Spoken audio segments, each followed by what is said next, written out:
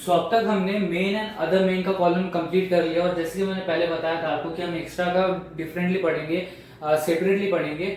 सो अब हम एक्स्ट्रा का पढ़ने वाले हैं, राइट। सो अब एक्स्ट्रा का हम सेपरेटली क्यों पढ़ रहे हैं? बिकॉज सेपरेटली इसलिए पढ़ रहे हैं क्योंकि एक्स्ट्राज में ऐसी कुछ चीजें हैं जो रिलेट तो करती है, मतलब ये सारी चीजें जो हैं, जितने भी अभी 3 कॉलम में आप सारी चीजें देख रहे हो, ये सारी चीजें रिलेट तो करती है चैप्टर से, बट कुछ ऐसी चीजें जिनके बारे में थोड़ी सी इंफॉर्मेशन दी गई है उसको हम थोड़ा सा डिटेल में जाके देखेंगे।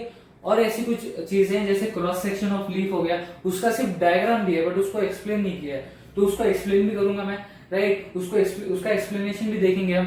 सो इस तरह से एक्स्ट्राज में ऐसी कुछ चीजें हैं जो रिलेट तो करती है, मतलब सारी रिलेट करती है, बट ऐसी कुछ चीजें हैं जिसके बारे में इंफॉर्मेशन नहीं दी गई, और ऐसी कुछ चीजें जैसे ब्लड प्रेशर हो गया उसके बारे में इंफॉर्मेशन दी, उसको हम एक्स्ट्रा में रख रहे हैं, राइट। क्योंकि वो जितना important transportation, excretion, nutrition, digestion, ये सारी चीजें उतना इंपॉर्टेंट जैसे डर्बल सर्कुलेशन हो गया, ब्लड के बारे में हो गया, देन फर्मेंटेशन हो गया। सो इतनी इंपॉर्टेंट या इतनी मेन नहीं है जितनी डाइजेशन प्रोसेस हो गई। ओके, मेन तो है बट उतना नहीं, राइट। सो इसलिए इसको एक्स्ट्राज में इंक्लूड किया गया है, राइट। सो अभी 3 कॉलम में बांटा गया है। अब पहले कॉलम के पहले पॉइंट में आते हैं। पहला पॉइंट है difference between pepsin and trypsin. अभी पेप्सिन एंड ट्रिप्सिन है क्या? पेप्सिन मतलब अभी दोनों जो है पेप्सिन एंड ट्रिप्सिन, ये दोनों प्रोटीन डाइजेस्टिंग एंजाइम्स है। ओके, सो इसके बीच में एक डिफरेंस दिया गया, अभी यहाँ पर एग्जांपल के थ्रू डिफरेंस दिया गया है। ये सीक्रेट होता है स्टमक से, ये सीक्रेट होता है पेनक्रियास से। अब ये क्या है? पेप्सिन जो है वो स्टमक से सीक्रेट होता है, एंड जो ट्रिप्सिन है वो पेनक्रियास से सीक्रेट होता है, राइट। सो इस तरह से हम बेसिक सा डिफरेंशिएशन देखने वाले हैं, बिकॉज ये मैक्सिमम टू मैक्सिमम 2-3 मार्क्स के लिए आता है। तो 3-4 पॉइंट्स हम देखने वाले हैं इसके बारे में, राइट। सो ये दोनों क्या है? प्रोटीन डाइजेस्टिंग एंजाइम ऐसा हम कह सकते हैं, राइट। सो ये एक डिफरेंस यहाँ पर बताया गया है कि पेप्सिन स्टमक में होता है क्या? सीक्रेट, एंड ये जो ट्रिप्सिन है ये पेनक्रियास में सीक्रेट होता है। ये हमने डिफरेंशिएशन देखा, तो ये डिफरेंशिएशन हम देखने वाले हैं एक्स्ट्राज में। सबसे पहले ये देखेंगे, राइट। उसके बाद क्रॉस सेक्शन ऑफ लीफ। अब अगर आप देखेंगे तो आपको डायग्राम दिया जाता है, ज्यादातर तो बुक्स में देखेंगे आप तो डायग्राम दिया गया आपको सिर्फ, बट इसको एक्सप्लेनेशन नहीं दिया, इसका एक्सप्लेनेशन आपको दिया नहीं है, तो हम इसको एक्सप्लेन करेंगे यहाँ पर, राइट। यहाँ पर पूरा एक ऐसा डायग्राम बना रहेगा, उसको हम एक्सप्लेनेशन के साथ आपको बताएंगे, मतलब कैसे क्या है उसमें, क्या पार्ट्स है, देन वैक्सी लेयर कौन सा है, देन बहुत सारे अदर स्टोमेटा भी रहता है, देन स्पेस क्यों है, एयर स्पेस क्यों है, वो सारी चीजें हम इसमें डिस्कस करेंगे क्रॉस सेक्शन ऑफ लीफ में। तो ये समझ में आया। पहले हम ट्रिप्सिन और पेप्सिन के बीच में डिफरेंस देखने वाले हैं, that is pepsin and trypsin क्या है? प्रोटीन डाइजेस्टिंग एंजाइम है। इनके बीच में एक डिफरेंस बताया है यहाँ पर कि ये स्टमक से सीक्रेट होता है, पेनक्रियास से सीक्रेट होता है। अब तीसरे पॉइंट की तरफ बढ़ते हैं, opening and closing of stomata. इसमें हम क्या देखेंगे? Mechanism of stomata of closing and opening. अब ये हमेशा ओपन क्यों नहीं रहता या हमेशा क्लोज क्यों नहीं रहता? हमेशा क्लोज क्यों नहीं रहता है? इसलिए क्योंकि एनर्जी नहीं मिलेगी। अब स्टोमेटा से कई काम होते हैं जैसे वाटर एब्जॉर्प्शन वगैरह, ये सारी चीजें होती है, राइट। सो हमेशा क्लोज रहा तो डिफ्यूजन रेट या जो बाकी रेट्स होती हैं जो अभी हम पढ़ेंगे आने वाले इसमें, ये कम हो जाएंगी। ओके, फोटोसिंथेसिस मुश्किल से हो पाएगा क्योंकि स्टोमेटा का भी एक छोटा सा रोल होता है, उसमें मेजर रोल बोल सकते हैं आप। ओके, सो स्टोमेटा के बारे में हम क्या देखने वाले हैं कि हमेशा ओपन क्यों नहीं रहता या हमेशा क्लोज क्यों नहीं रहता, ये ओपन क्लोज क्यों होता रहता है, that is mechanism of opening and closing of stomata देखने वाले हैं। किसमें opening and closing of stomata इसमें देखेंगे। उसके बाद ये digestion and nutrition of amoeba के पहले देखेंगे। Okay, digestion of human beings and nutrition in amoeba के पहले देखेंगे, because this is important. Okay, इसको पहले समझ लिया तो फिर न्यूट्रिशन एंड डाइजेशन प्रोसेस थोड़ा सा इजी हो जाता है। क्या है ये?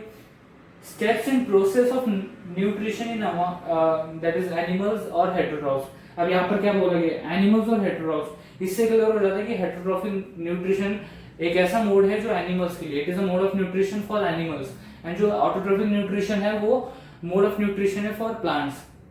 ओके, सो इस तरह से हम ये देखने वाले हैं। अभी यहाँ पर एग्जांपल दिए गए हैं, देखिए। इंजेक्शन दैट इज खाने को अंदर लेना माउथ के अंदर, डाइजेशन अब यहाँ पर कंफ्यूजन आया होगा इसको देख के, दैट इज कई बार ऐसा कहा जाता है कि the entire process of digesting the food is known as digestion. ऐसा कुछ नहीं है, right. Digestion is the break down of, मतलब जो लार्ज मॉलिक्यूल्स होते हैं उसको स्मॉल मॉलिक्यूल्स में ब्रेक डाउन करना, इसे डाइजेशन बोलते हैं, right. It is not the whole process, मतलब माउथ से लेकर लार्ज इंटेस्टाइन तक। आप ऐसा बोल सकते हैं कि मतलब माउथ में हमने बहुत बड़ा पीस डाला फूड का, वो स्मॉल डाउन होते होते ब्रेक डाउन होते होते लार्ज इंटेस्टाइन तक पहुंचता है। बट ये जो डाइजेशन है इसका ये मतलब नहीं है कि जो माउथ से लेकर लार्ज इंटेस्टाइन तक जाता है ये पूरा डाइजेशन प्रोसेस है, ये नहीं, वो अलग है और ये डाइजेशन अलग है, राइट। सो इस तरह से दोनों डाइजेशन अलग है, ये कंफ्यूजन नहीं होना चाहिए, राइट। सो अब अगला इजेशन। इजेशन मतलब removal of undigested food. Okay, so ये यहाँ पर एग्जांपल दिए गए, दैट इज इंजेशन से इजेशन तक। एक्चुअली ये 5 है, that is absorption and assimilation भी आ जाता है इसमें। अभी absorption, assimilation, ingestion, digestion, egestion क्या है, ये सब कुछ steps in process of nutrition in animal और एंटेरोप्स के वीडियो में हम देखेंगे, राइट। सो यहाँ तक क्लियर हो गया। यहाँ पर हमने पेप्सिन और ट्रिप्सिन के बारे में देखा, cross section of leaf, that is हम देखेंगे क्या है वो, बुक में भी उसका डायग्राम दिया होगा। सो उसको एक्सप्लेन करते हुए हम पूरा डायग्राम देखेंगे, उसके opening and closing of stomata, and then ये वाला हमने देखा इंजेशन से इजेशन तक। अब आते हैं दूसरे कॉलम की तरफ, that is difference between breathing and respiration. जैसे कि मैंने बताया आपको अदर मीन्स में, जब रेस्पिरेशन इन ह्यूमंस में आया था, so breathing and respiration is a different thing.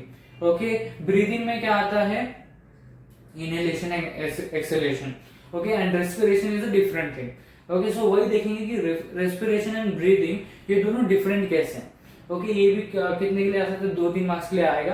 Okay, सो क्योंकि इसके अगर बुक से देखा जाए या जनरली देखा जाए तो इसके 2-3 पॉइंट्स निकलते बुक से, right. So breathing and respiration is a different thing. अब वो डिफरेंट कैसे वो इसमें हम देखेंगे, difference between respiration and breathing में। अब उसके बाद अगला difference between arteries and veins.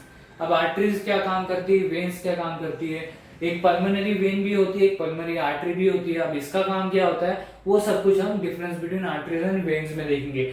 Okay, सो यहाँ पर आपने देखा गया, यहाँ पर अभी 2 पॉइंट्स के लिए आ सकता है, 2 पॉइंट्स या 3 पॉइंट्स, यहाँ पर भी 2 पॉइंट्स 3 पॉइंट्स, यहाँ पर 4 to 5 पॉइंट्स आएंगे। And aerobic and anaerobic respiration जो अभी बात करेंगे हम, उसके भी 4 to 5 पॉइंट्स आएंगे। तो अब देख रहे हैं जो डिफरेंस है, जो डिफरेंशिएशन आ सकते हैं वो 2 से 5 मार्क्स के लिए आ सकते हैं, इन बिटवीन दोस्त। ओके, 2 to 5 मार्क्स के बीच में आ सकते हैं।